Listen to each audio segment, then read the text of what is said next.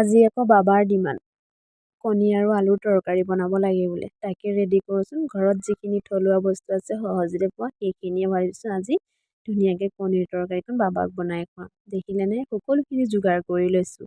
এয়া ডিম যিহেতু আমি 4জন মানুহ সেইকাৰণে 4টা লৈছোঁ। মই আকৌ ফালি পেনে বনাম, তেতিয়া তৰকাৰীখন খাবলৈ সোৱাদ হয়। সেইকাৰণে আলুখিনিও বাকলি গুচাই ল'লোঁ।